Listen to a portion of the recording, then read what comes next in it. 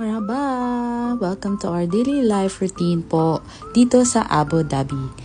Kakalahating taon na kami dito sa Abu Dhabi nakatira.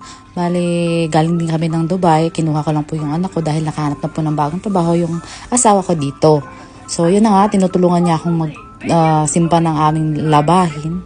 At ako may kakatapos lang din maglaba.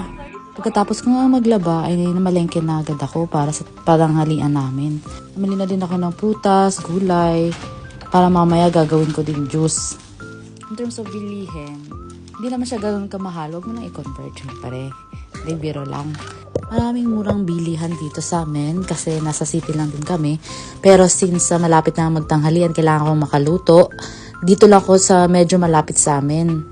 Nakabili din ako ng mga prutas. Ayan na nga, hinuhugasan ko para mamaya gagawin kong juice. Nagustuhan din to ng anak ko kaya lagi ko lang ginagawa. Tsaka isa pa, mas healthy siya kasi walang added preservatives. Purong-purong prutas lang, di ba? Fresh pa. Kagandahan dito sa UAE, hindi ganun ka mahal yung mga prutas compared to the Philippines. Marami ka ding mga prutas na pwedeng matikman dito na hindi ganun ka mahal. Bale, ito na nga yung napamili ko.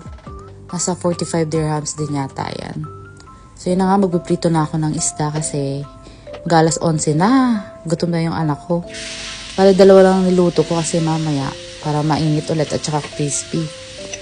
Since may natira pa kaming ginataang langka kagabi na luto naman ng kapatid ng asawa ko. So yun na nga, naluto na.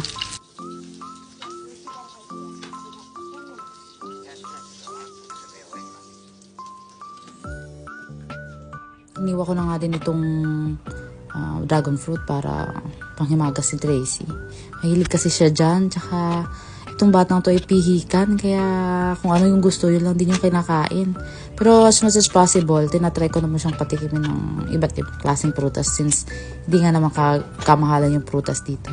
Ito na nga yung niluto ng bayaw ko kagabi kasi pumasyal siya. Gusto niyang magluto niya. Nagbaon na din siya pauwi ng Dubai. Nasa Dubai kasi nag-work yun. O diba, ang sarap. Kagabi pa yan, nakailang init na yan, chat. Ayan na nga, gutom na yata, ari. Napapis pa.